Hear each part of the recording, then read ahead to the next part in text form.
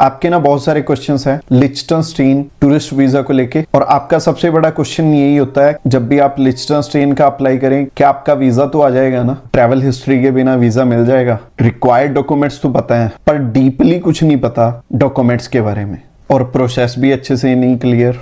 और एंड में मेरे इस टूरिस्ट वीजा को अप्लाई करने में ज्यादा खर्चा तो नहीं आएगा। तो जब हम वीजा अप्लाई करते हैं ना, बहुत सारी कंफ्यूजन हो जाती है और एक छोटी सी गलती भी आपका वीजा रिफ्यूज करवा सकती है। पर आज मैं ट्राई करूंगा इस वीडियो में आपके सारे डाउट्स तो क्लियर हो ही जाएं, प्लस टूरिस्ट वीजा की सच्चाई भी आपको पता लग जाए और कम कॉस्टिंग में पहली बार में ही आपका वीजा सक्सेसफुली आ जाए। और ये वीडियो ना सबके लिए नहीं है, ये वीडियो सिर्फ उनके लिए है जो कि जेन्युइनली अपना अप्लाई करके वीजा लेना चाहते हैं और समझना चाहते हैं डीपली सारी चीजें। ऊपर से तो हमें बहुत सारी चीजें पता होती हैं क्योंकि आजकल रील का जमाना है। लिechtenstein के अभी तक अप्लाई करके हम बहुत सारे वीजा ले चुके हैं। अगर आप भी लिechtenstein का टूरिस्ट वीजा अप्लाई करके लेना चाहते हो और इसके अलावा आप अगर हमें कॉल करना चाहते हो तो कॉल भी कर सकते हो। तो मेरा नाम है रमन, आप देख रहे हैं ग्रैब माई वीजा। तो चलिए अभी इस वीडियो को स्टार्ट करते हैं।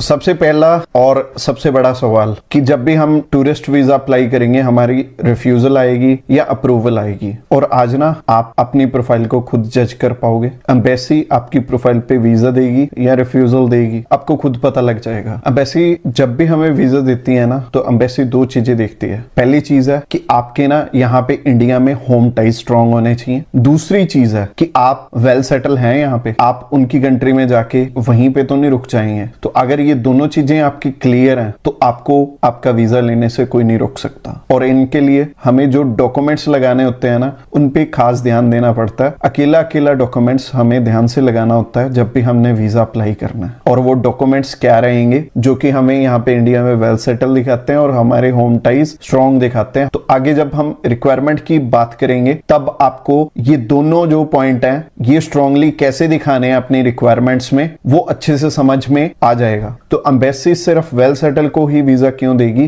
क्योंकि हमारे इंडिया की ना इकोनॉमी बहुत वीक है। अगर यहाँ से 100 जने बाहर जाते हैं ना, तो उसमें से 80% वहीं पे रुक जाते हैं। तो जेन्युइन जो ट्रेवलर है ना, वो 20% ही है, और 20 से तो वैसे और कम होंगे। और एक और बात जो कि बहुत सिंपल है बट मैं क्लियर करनी चाहूंगा कि एम्बेसी में ना सिर्फ आपके डॉक्यूमेंट्स जाने हैं। वो डॉक्यूमेंट्स अगर स्ट्रॉन्ग है तो आपका वीजा आ जाएगा, अगर वो डॉक्यूमेंट स्ट्रॉन्ग नहीं है तो आपका, बट ऑब्वियस सी बात है कि एम्बेसी वाले रिफ्यूज ही करेंगे। और आज की वीडियो में मैं जो रिक्वायरमेंट बताने वाला हूं ना, वो बिल्कुल ध्यान से समझ लेना क्योंकि इतनी इंफॉर्मेटिव वीडियो आपको इंटरनेट पे नहीं मिलेगी। आज मैं आपको सारे पॉइंट्स बिल्कुल इजी वर्डिंग में समझाने वाला हूं। और मैंने देखा है कि जो YouTube पे ज्यादातर वीडियोस है ना, वो कंफ्यूजन से भरी हैं। आप वीडियो को देखते हो, आपको क्लैरिटी कोई नहीं मिलती है, पर हाँ इतना पता लग जाता है कि ये पर्सन ना बाहर जाने में हेल्प करता है, और आप उन्हें कॉल करते हो तो वो ठीक है हो जाएगा करके आपका अप्लाई कर देते हैं। रिक्वायरमेंट तो समझाई नहीं ढंग से, तो इसीलिए तो वीजा रिफ्यूज होते हैं। तो आज जो इंफॉर्मेशन आपको मिल रही है ना, ये आपको कोई नहीं देने वाला। लोगों का ना बहुत बुरा हाल है, लोग ना 5-5, 6-6, 7-7, कोई तो 10 बार भी रिफ्यूज हुआ होता है। अलग अलग लोगों से रिफ्यूज हुए होते हैं, बट उनके जो रिक्वायर्ड डॉक्यूमेंट की लिस्ट है ना, वो अच्छे से पूरी नहीं होती। और चलो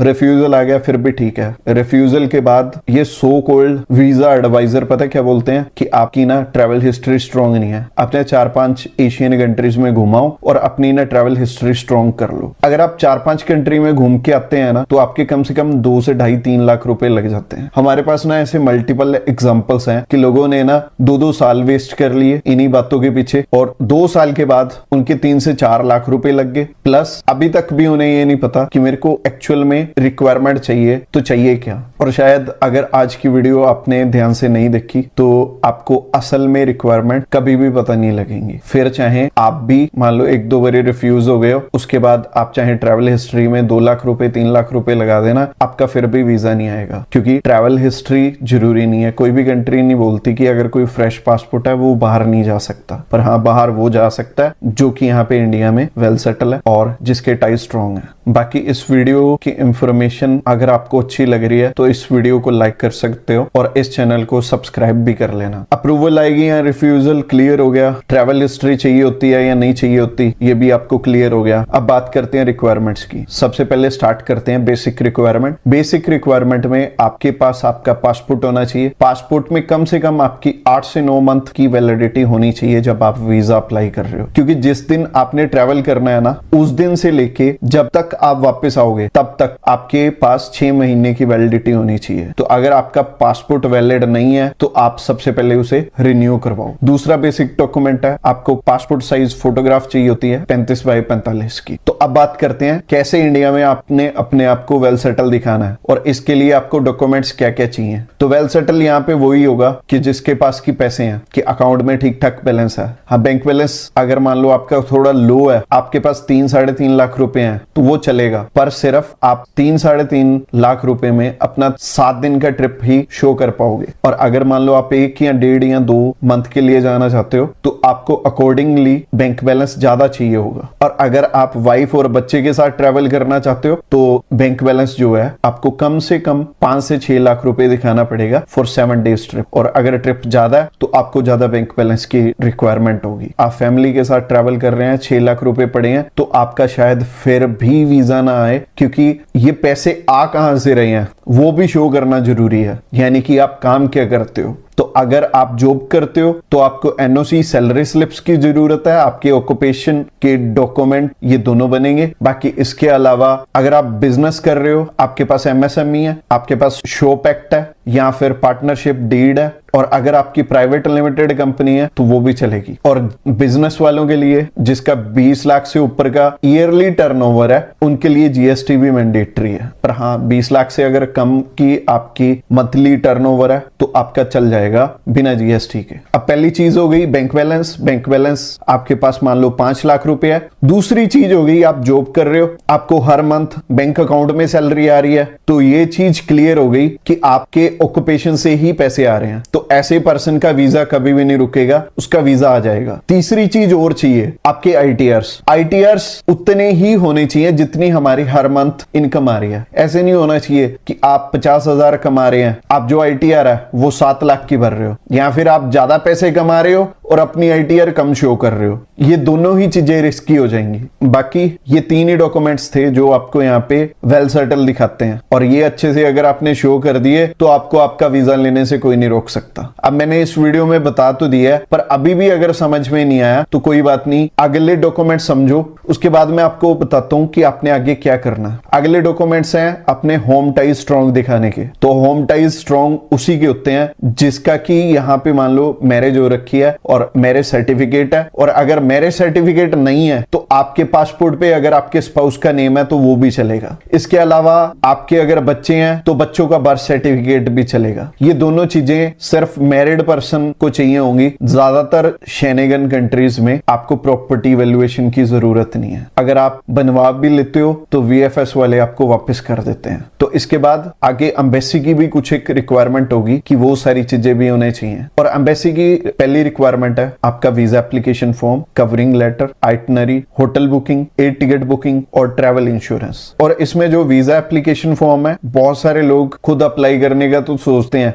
गलत एप्लीकेशन फॉर्म फिल करके एम्बेसी में चले जाते हैं। तो असल में ये सिस्टम क्या है कि ये time to time application form change करते रहते हैं। तो अगर आप गलत एप्लीकेशन फॉर्म फिल करके एम्बेसी में चले गए तो वो आपसे 8 से 10 हजार रुपए वहीं पे खड़े खड़े ही ले लेंगे और जल्दबाजी में आपको सब कुछ फिल करके देंगे, तो आपको स्ट्रेटेजी बनाने का कोई मौका नहीं मिलेगा। तो इस चीज का ध्यान रखना है कि आपका जो एप्लीकेशन फॉर्म है वो बिल्कुल लेटेस्ट वर्जन का ही होना चाहिए। और जो कवर लेटर है वो भी इंपॉर्टेंट डॉक्यूमेंट होता है, क्योंकि हम एम्बेसी में खुद नहीं जा रहे, हमारे डॉक्यूमेंट से ही जा रहे हैं। तो हमारा जो कवर लेटर है वो बहुत अच्छे से हमारी सारी प्रोफाइल को एक्सप्लेन कर रहा हो। आइटनरी आपको डे टू डे देनी पड़ेगी। बाकी जितने दिन की आपकी आइटनरी है उसी हिसाब से आपकी ट्रैवल इंश्योरेंस, उसी हिसाब से होटल बुकिंग और एयर टिकट भी लगेगी। और जॉब में मैंने जो चीज बताई है वो गवर्नमेंट जॉब वालों को भी चाहिए और प्राइवेट जॉब वालों को भी चाहिए। और मैंने 2 ही ऑक्यूपेशन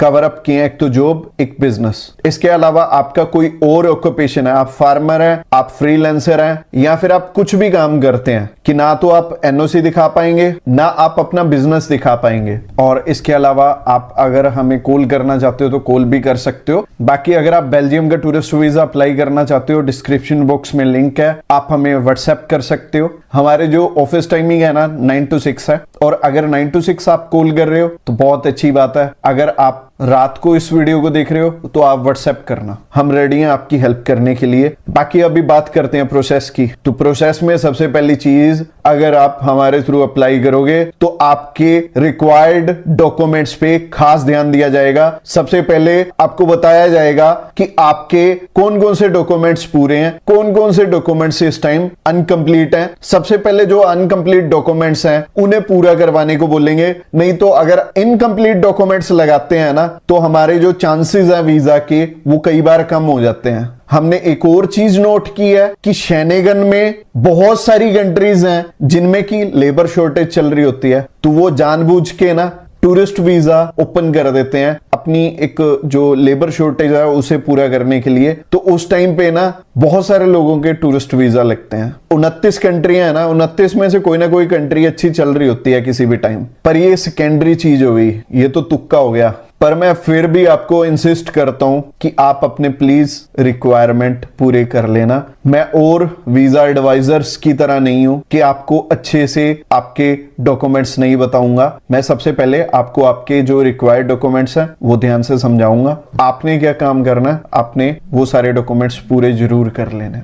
बाकी रिक्वायरमेंट अच्छे से पूरी हो गई तो सबसे पहला काम रहेगा अपॉइंटमेंट का। अब आप अपॉइंटमेंट हमारे थ्रू भी कर सकते हो, आप ये अपॉइंटमेंट खुद भी कर सकते हो, आप आगे का जितना प्रोसेस है खुद भी कर सकते हो। पर जो हमारा फी स्ट्रक्चर रहेगा वो मार्केट में सबसे लोएस्ट है। लोएस्ट होने की वजह से अगर आप हमारे थ्रू अप्लाई करते हैं और कंपेयर करते हैं कि आप खुद अप्लाई करते हैं, अगर आप हमारे थ्रू अप्लाई करते हैं तो आपका 17 से 18 हजार रुपए में अप्लाई हो जाएगा, including embassy fees, including appointment charges, including हमारे भी चार्जेस। पर अगर आप खुद अप्लाई करते हैं तो आपके 25 से 30 हजार रुपए भी लग जाते हैं कई बार। तो अच्छी बात है ना, एक तो आपकी कॉस्टिंग कम लगेगी, दूसरी बात ये है अगर आप एक्सपीरियंस्ड नहीं हो तो एक एक्सपीरियंस्ड पर्सन ही आपकी फाइल रेडी करेगा तो वो अच्छा रहेगा, उसमें गलती की गुंजाइश नहीं होगी। और आपको भी अच्छे से पता है कि एक छोटी सी गलती की वजह से किसी का भी वीजा रिफ्यूज हो जाता है, और ट्रैवल एक्सपर्ट की आपको हेल्प ले लेनी चाहिए। तो अगर आप हमारे थ्रू अप्लाई करोगे तो आपको ज्यादा बेनिफिट होने वाला। सबसे पहला काम है अपॉइंटमेंट। हम सिर्फ अपॉइंटमेंट के चार्जेस ही आपसे मंगवा हैं, और अपॉइंटमेंट के चार्जेस नियर अबाउट 2000 रुपए होते हैं। किसी कंट्री के 200 कम लगते हैं, किसी कंट्री के 200 ज्यादा लगते हैं, तो राउंड फिगर हम 2000 रुपए मान लें। आप जब भी हमारे थ्रू अप्लाई करते हो आप अश्योर्ड रहो, इसीलिए हमने स्टेप बाय स्टेप पेमेंट रखी हुई है। सबसे पहले आपसे VFS चार्जेस मंगवाएंगे और आप 1800 या 1600 रुपए का तो हमारे ऊपर ट्रस्ट कर सकते हो, और इतने कम कॉस्टिंग लेके हम आपकी कहां जाएंगे। तो आपने सबसे पहले अपने अपॉइंटमेंट चार्जेस डालने हैं, अपना पासपोर्ट भेजना है, अपनी अपॉइंटमेंट करवा लेनी है। उसके बाद हमारी टीम को जो जो आपके डॉक्यूमेंट्स चाहिए होंगे वो सारी हमारी टीम आपसे मंगवा लेगी। सबसे पहले आपका air ticket, travel insurance, hotel booking होगा, और उसी तरीके से आपका कवर लेटर में जो जो डेट्स डलेंगी उसी हिसाब से air ticket, travel insurance, hotel booking आपकी पहले प्रिपेयर करनी पड़ेगी। प्रिपेयर करने से पहले आपने हमारी चार्जेस डालने हैं। हमारे चार्जेस ना आपके लिए स्पेशल प्राइस है जो कि 8000 रुपए है विद GST। हमारा प्राइस ना 6777 है सिर्फ आपके लिए, बट हमारा जो ओरिजिनल प्राइस है ना वो 15000 रुपए है। पर आप सभी के लिए, हमारे YouTube सब्सक्राइबर्स के लिए मैंने स्पेशल प्राइस रखा हुआ है। आपको ना ये कॉस्टिंग खुद अप्लाई करने से भी कम पड़े, और सिर्फ आपका अप्लाई ना हो, आपको मैं अच्छी सलाह दे पाऊं और अच्छे से आपका सारा प्रोसेस हो पाए। तो हम थे, आपने इस टाइम पे 8000 में से 4000 हमें डालने हैं, और हमने आपके सारे डॉक्यूमेंट्स बना देने हैं। और जब ये डॉक्यूमेंट्स बन जाएंगे 4000 आपने और डालने हैं, और हमने क्या करना है, हमने आपको सारे के सारे डॉक्यूमेंट भेज देने हैं। अब ये 8000 रुपए विद GST है। अगर विदाउट GST देखें तो 6777 है। 6777 में आपको क्या क्या चीजें मिल रही हैं? आपको एयर टिकट मिल रही है जो कि आप अगर खुद भी करोगे ना तो $25 की होगी, नियर अबाउट 2200 रुपए आपके लगेंगे। इसके अलावा ट्रैवल इंश्योरेंस भी तो करोगे। अगर आप ट्रैवल इंश्योरेंस करते हो तो 1500 रुपए की ट्रैवल इंश्योरेंस होती है, वो भी इंक्लूडेड है इसी में। इसके अलावा होटल बुकिंग पेड प्रॉपर्टी होती है, उसमें क्रेडिट कार्ड लगता है, वो भी हम करके देंगे। और अगर हम टोटल करें ना तो 3700 रुपए सिर्फ इसी चीज के बन जाते हैं। और आप भी सोच सकते हो कि हमारा मार्जिन कितना कम है और इतने कम मार्जिन पे हम ऑपरेट कैसे कर रहे हैं, ये भी आप चीज सोच रहे होगे। देखो, जो आपसे ज्यादा पैसे ले रहे हैं ना, जो मान लो 50,000 ले रहे हैं या 1 लाख ले रहे हैं, आपको ये लगता होगा कि वो अच्छे से आपका काम करके देंगे, बट नहीं, उन्होंने अपना 50,000 या 1 लाख रुपया बना लिया। बट हाँ, अगर हमारी बात करें ना, अगर हमने मार्केट में सरवाइव करना है तो हमें रिजल्ट ओरिएंटेड बन के चलना पड़ेगा। हमें आपका वीजा लाके देना पड़ेगा और वीजा लेने के लिए आपकी रिक्वायरमेंट अच्छे से पूरी करवानी पड़ेगी। और हमने ये चीज पॉसिबल की भी है मार्केट में, शायद इसीलिए हम सरवाइव कर पाए हैं अभी तक। पिछले 8 साल से मैं इसी फील्ड में हूं और आप हमारे अब तक के जितने भी वीजास लगे हैं वो इंस्टाग्राम पे भी चेकआउट कर सकते हो। तो होता क्या है, जब भी किसी का वीजा लगता है, कम पैसे में लगता है, तो वो ना आगे रेफरेंसेस देता है, प्लस अपने फैमिली मेंबर्स के लिए वो हमें बेझिझक चुन सकता है, किसी को भी हमारा नंबर शेयर कर सकता है। और मैं यही चाहता हूं कि आपके साथ हम लाइफ लॉन्ग पार्टनरशिप करें। और आज अगर मान लो आप शेनेगन किसी भी कंट्री में जा रहे हो, कल आपको कनाडा में ट्रैवल करना है और उससे 10 साल बाद आपने यूएसए में ट्रैवल करना है या किसी भी कंट्री में आपने कहीं से भी ट्रैवल करना है, मैं आपकी मदद कर दूंगा। हमारे जो क्लाइंट्स हैं ना, हमसे ऑनलाइन सर्विसेज लेते हैं और हमारे जो क्लाइंट हैं ना सिर्फ इंडिया से हैं, बल्कि बहुत सारे इंडियंस जो दुबई में रहते हैं, कुवैत में रहते हैं, कतर में रहते हैं, वो भी हमारे क्लाइंट्स हैं। तो अच्छा रहेगा अगर आप जो टूरिस्ट वीजा है ये अप्लाई करने से पहले हमें एक बारी कॉल कर लो। और आई होप कि आपके सारे क्वेश्चन के आंसर मैं दे पाया हूं। और इस वीडियो को लाइक जरूर कर देना अगर ये वीडियो की इंफॉर्मेशन अच्छी लगी है। इस चैनल को सब्सक्राइब कर लेना और अगर आपका कोई करीबी बाहर जाना चाहता है तो उसके साथ ये वीडियो शेयर भी कर देना, उसकी भी हेल्प होनी चाहिए। इसके अलावा मैंने पहले भी जिक्र किया था, grab my visa x channel है, उसका लिंक आपको दिख रहा होगा। और grab my visa x channel पे हम सारी की सारी अपनी जो सक्सेस स्टोरीज हैं वो भी डालते हैं और वो आपने जरूर से चेकआउट करनी है।